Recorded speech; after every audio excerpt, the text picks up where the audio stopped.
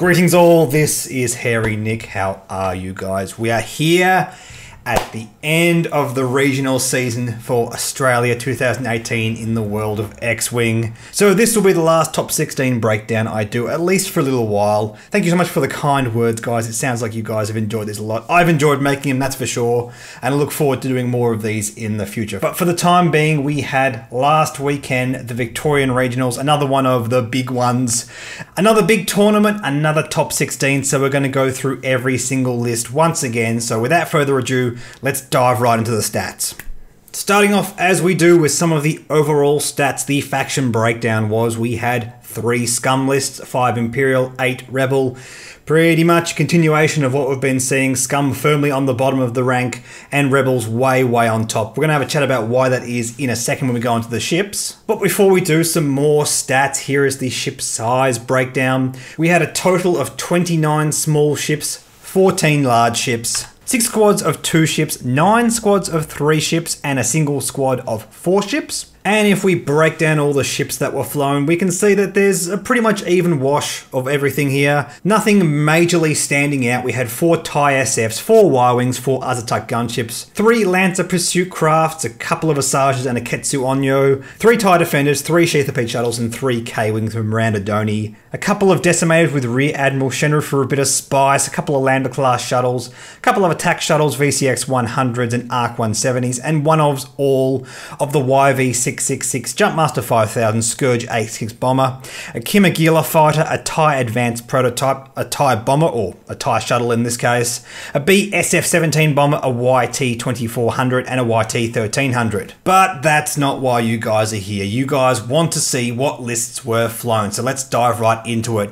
Now, this time we're going to go through faction by faction because, as I said before, there's a massive difference in the faction being flown. Rebels by far had the most of, and those lists also included the winner and the runner-up, so it's definitely worth doing it this way. We're going to start off with scum. We had a couple of lists again with Asajj. As I said before, Asajj very much being a staple of all scum lists that are basically doing anything in the meta right now.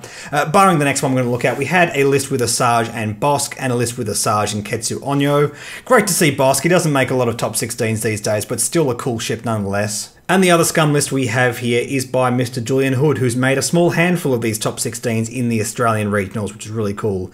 I actually had the pleasure of playing Julian on day 1. A really cool opponent. Real cool concept. We've got a couple of very hard-hitting Alpha Strikers with a blocker in the Contracted Scout. Just a great, efficient way of putting a lot of damage on the board straight away. And using Boba Fett to surgically remove your opponent's best upgrade is just fantastic. Really awesome list. And very awesome use of the very underutilized Kimagila fighter as well, for that matter. Okay, and jumping over to the Empire faction, we had this list here flown by Mariano Banchero. A very cool take on the sort of Palp Aces-ish kind of archetype where we have 2 powerful small base ships alongside a support ship.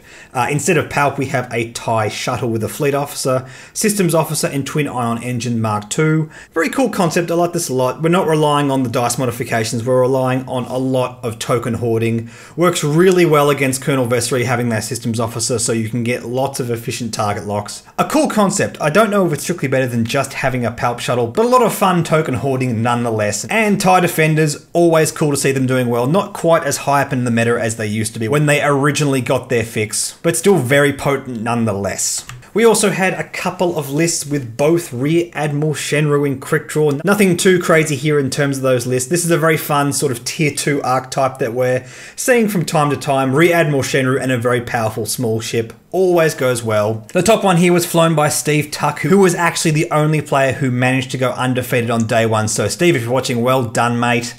And I gotta say, I quite like this version of Quick Draw as well. We have a score to settle alongside a whole swath of the usual stuff he likes to take, but a score to settle is just really aggressive. Goes really well alongside Kylo Ren.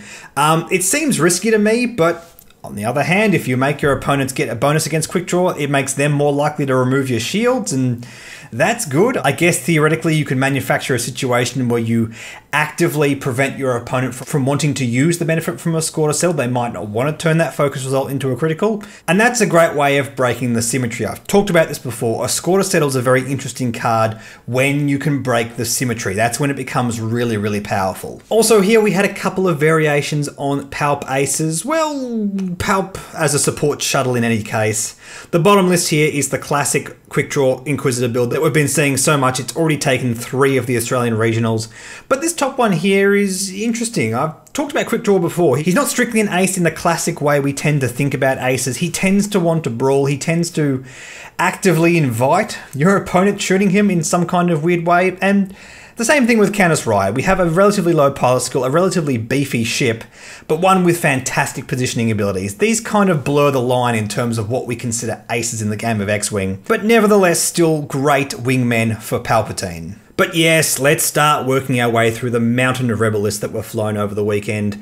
This first one by Brendan Morrissey, we've seen this one before. Really, really cool concept. If you haven't seen that video, guys, basically we have 3 of these Gold Squadron pilots with Sync Turret and Flight Assist Astromech and BTLA-4 Y-Wing. Now, Sync Turret and BTLA-4 Y-Wing makes a lot of sense because you get an extra bonus with Sync Turret if you're firing in your firing arc. BTLA-4 Y-Wing means you get a bonus primary attack along with your turreted attack, but you cannot fire the turret out of your firing arc, which is not ideal with the Sync Turret anyway, so that works out quite well. Also, Flight Assist Astromech just to make sure these Y-Wings get their shots in arc every turn and sink a lot of damage into your opponent's squad. Really cool. I love Flight Assist Astromech. I think it's going to go a long way to making the lists like this with lots of generics really, really potent. And of course, we have an updated stress bot in a Grey Squadron pilot, TLT R3A2 and BTLA-4 Y-Wing. Really, really cool stress pinger. Really, really hard to deal with. If your opponent really struggles with stress, this is going to be a great way to punish them. Really cool list and really cool to see Rebel Y-Wings getting into top 16s. Very cool concept. We also had this list flown by Olaf Detering.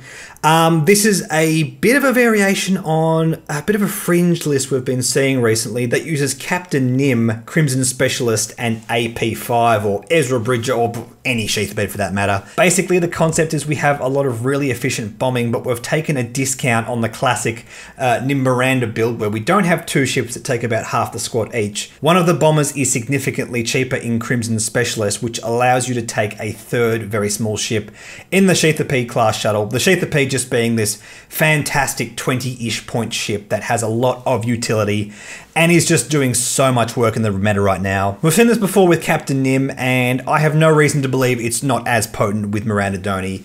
It basically comes down to what the pilot prefers, and Miranda, of course, is just crazy. If you let her get away with lots of bombing and TLT shots, she can just take over the game by herself. So it makes a lot of sense to try her in this archetype. Really, really cool concept. Bombing alongside a stress control Ezra is just going to shut down so many lists. A lot of fun, at least for the person flying it, maybe not so much for their opponent. Next up, I want to have a chat about these 2 lists here because this is a sort of quote-unquote archetype we're seeing a lot of. And this is what I would regard as quote-unquote good stuff lists, where we just take really potent pilots, put them in a list. They don't necessarily gel together, but the pilot that takes them has a lot of fun with them. He knows how to fly them, and he can get a lot of value out of them. Now, before I continue, I just want to point out, I've mentioned this a few times now, and I'm not criticizing people that fly these lists, not by any stretch of the imagination. Good stuff lists occur when a faction is doing really well. It has lots of different components that are all performing really well. And basically what very talented players are capable of doing is just taking different components that they enjoy flying and putting them together. And as long as you as a player are capable of flying those elements individually by themselves very well, you can get excellent results at it. I'm not saying this is lazy list building, not by any stretch of the imagination. I'm just saying it's a trend that tends to come up when a faction's doing really well. And this is no different. Lowrick, Ezra, and Miranda, really cool. A sort of variation on what we saw with Lowrick, Biggs, and Miranda. Also, Lowrick, Noah Wexley, and Wookiee Liberator, flown by Gavin Bastions. Really cool concept. I always like the idea of having multiple Azataks flying around with each other, just sinking in all those 3 dice attacks. And alongside Nora Wexley, this is going to be very, very painful. A lot of firepower in this list. Not a huge amount of symbiosis, but just a lot of of good, high-value upgrades on 3 very potent ships. And lastly, before we get to the top table, we did have a couple of Ghost +1 ships. This is doing so well right now simply because it has very powerful wingmen. And the Ghost is always good. As long as it has the TLT that can double tap, it's always going to be this big Goliath in the meta. You're sinking around 60-ish points into the Ghost, but you don't care. You get 2 TLT shots a turn on a 16 hit point ship. It's durable, it has so much firepower, it has a very strong dial. This ship is going to be strong in the meta for a very, very long time unless for whatever reason it gets a nerf. Alongside Fenrir, you have an excellent control ship, and alongside Lorik, you have an excellent support ship to give your squad some more defense. Just really potent, just really nasty, and it's no surprise that this continues to make top 16s tournament after tournament. And moving on to the runner-up, we have Darby Malling, actually a local player in my meta. I've played Darby many, many times. Real cool guy. Really, really good player as well. We have a Miranda dash list. Been around for a very long time. It's not going to go anywhere anytime soon. We have Miranda Doney, who can use the slam action, can bomb, just be super, super efficient, be really nasty, constantly arc dodge, constantly get those TLT shots in. And we have Dash Rendar, who can also, in the right circumstances, arc dodge, fly over asteroids, and use this 360 HLC shot. Basically, out of all the lists in X-Wing, this, in my opinion, might just be the one that has the best board presence. You can take control of a map with that slam, with the ability to fly over asteroids and just outposition your opponent game after game. It's so nasty. It's a list that basically matches up against so many things, casual or in the meta, and can just outperform so many different strategies. Really cool list and really frustrating to fly against. Having said that, our winner, Mr. David Leslie, managed to beat it with Ray and Lorik. Ray has expertise, Kanan Jarrus, Finn, engine upgrades, Millennium Falcon, the Force Awakened version, the standard Ray that we've seen for a long time, alongside Lorik, expertise, C-3PO and Tactician. Again, a pretty standard Lorik that we're seeing these days. Not too much to say about this. Right now, the Rebel faction has so many great options with big ships in Dash, Ray, or a VCX 100, alongside a fat small ship in Lorik or a Sheathapede, or lots of different options. The faction is in such a good place right now, basically because of all the options it has. And Ray Lorik has always been fantastic, basically ever since the Azutuk gunship came out. There's not much to say about this, guys. Most of you know what this is all about. Ray has amazing positioning, amazing firepower, and pretty decent defense along with a 13 hit point ship. And Lorik has just a decent amount of firepower, a decent amount of stress control, and a lot of defense. Also offering whatever he flies alongside excellent defense as well. Just a great, good all-round list. And David, if you're watching, well done, mate. And if you guys want to see this final, General Game stream the whole event over on Twitch. And they even posted the final on their YouTube page as well. So I'll post the link for that down in the description. In the meantime, guys, thank you so much for watching all these regionals videos. I hope you've enjoyed it. This regional season is now come to a close, but there'll be plenty more systems open. The Worlds next month to have a look at as well. I'll continue to do these top list breakdown because you guys seem to really enjoy them. But in the meantime, thank you so much for watching. Like and subscribe, like me on Facebook, follow me on Twitter, and I will catch you guys later.